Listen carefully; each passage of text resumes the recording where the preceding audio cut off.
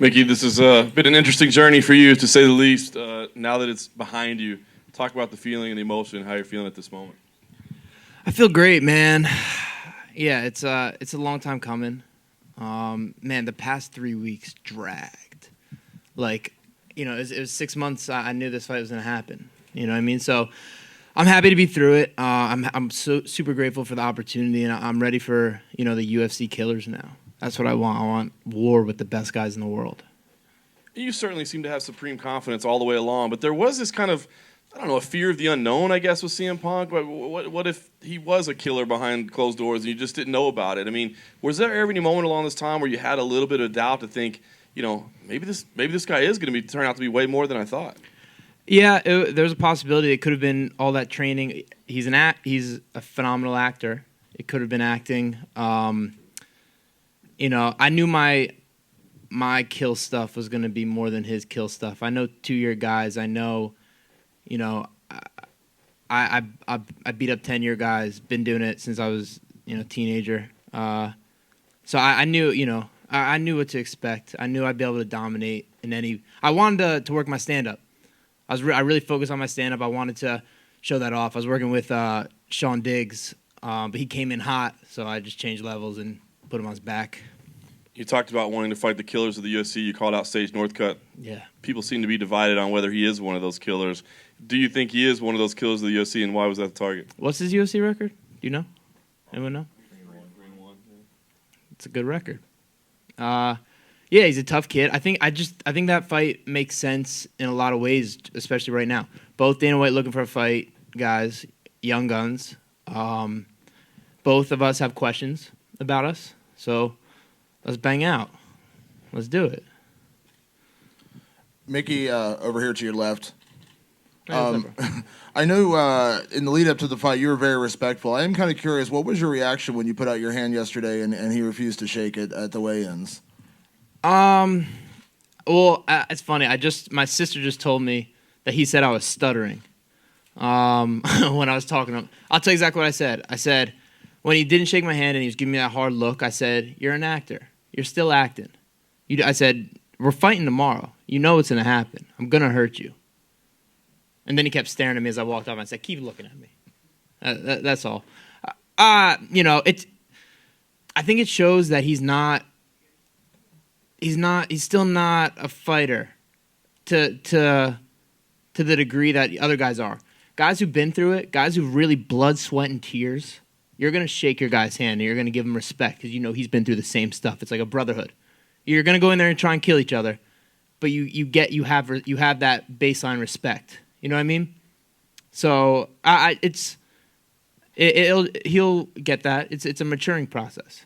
He's a 2-year guy. He'll learn. Hey Mickey, this is probably a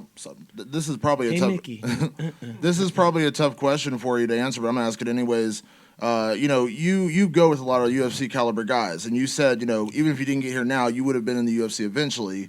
Do you think CM Punk should fight again, or how do you feel in the UFC? Because you did get here and it was a pretty one-sided fight. Just rolling with him in those 2 minutes.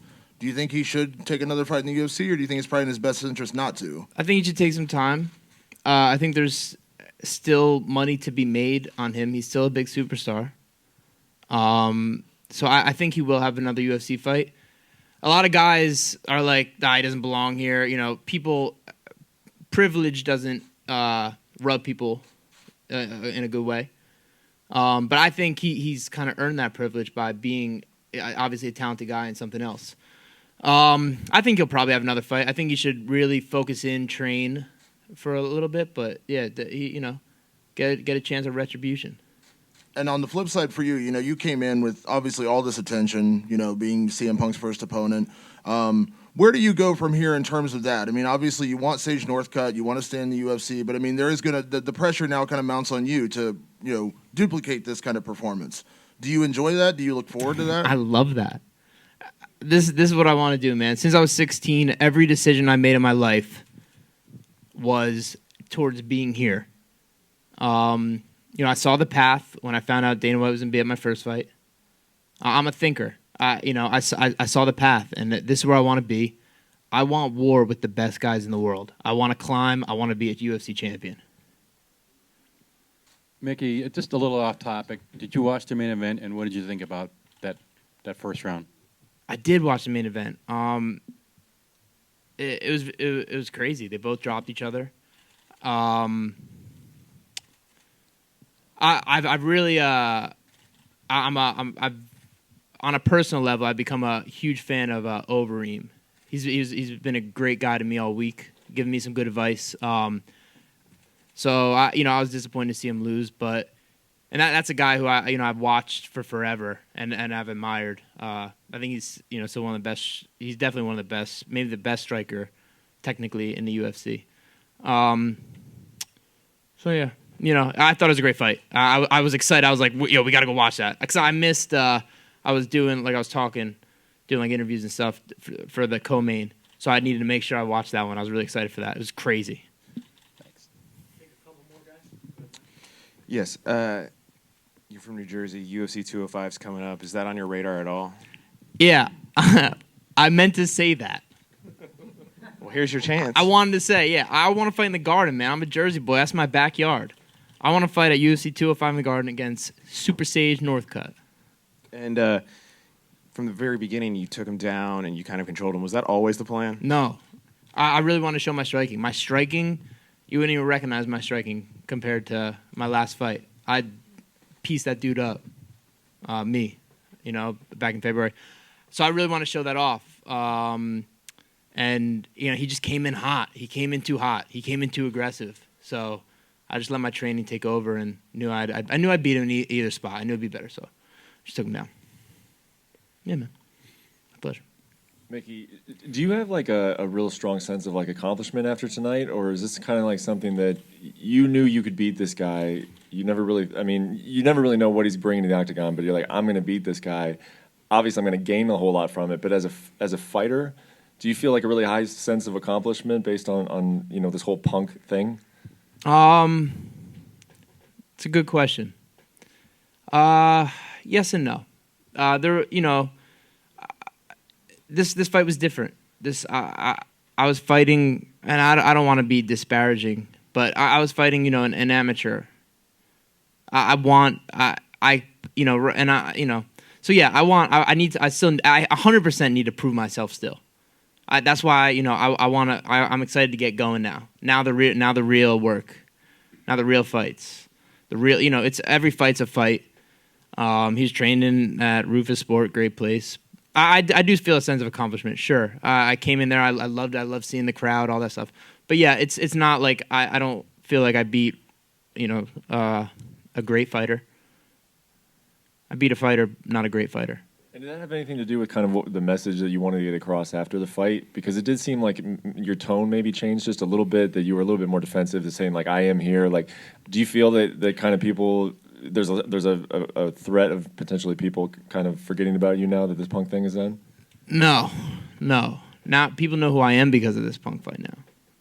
Right? I'm fighting on the main card, UFC 203. Everyone wants to see him. I'm the guy who kicked his ass. So, I don't think people are going to forget about me. I think I fight Sage next. I'm going to beat him up, and then they're going to know me more. And I'm going to beat up the next guy and the next guy. The only reason I wanted to fight CM Punk, the guy who's I said is not he's a rudimentary fighter. He's early in his career. I said that just to get here. This is where I want to be. I want to be in the UFC. Now I get going with the UFC killers. I can prove myself. I do want to prove myself. Yeah, hell yeah. Over here, Mickey. Yeah. We asked Punk about it. You guys had a long embrace kind of afterwards. He came to you. We saw him talking in your ear. He told us what he said, but I'm curious from your perspective what you thought. He said, always feel you belong. I was pretty vocal about feeling like I didn't belong I was checking if it was behind me, on the UFC poster. Uriah Faber and Jimmy Rivera fought before me. Those are two veterans. I'm an MMA purist, man. I've been a fan forever. I respect the veterans in the game, and I think they're more deserving of the spot. Between me and Punk before tonight, we had to combine 2 fights. I was 2-0, he was 0-0. It's kind of a weird thing. But he was saying, you belong. Always believe you belong. And, it was a motivational, positive message. It was nice of him. Mickey, beforehand, Mickey, beforehand, you spoke about how Faber and Rivera were before you guys, and that you didn't belong on the main card, on the poster, and all that. After the fight with Punk, where do you feel like you belong on the card? I guess it'll depend on who I fight. I think I fight Super Sage Northcutt. That could be a main card fight. That's what I'd like to stay on the main card now. I got a little taste of it, and I really like it. Yeah. I don't know. It'll depend. It's not for me to say. Who's to say what anyone deserves or belongs or what? I just, I'm here. I want war. I want fight. I want to get after it. My pleasure. Thank you, Mickey. Thank you. Hey, I just want to say something real quick. I don't know if anyone, my dude who's like a big brother to me, Billy D. Williams. He's kind of an unsung guy for me. I feel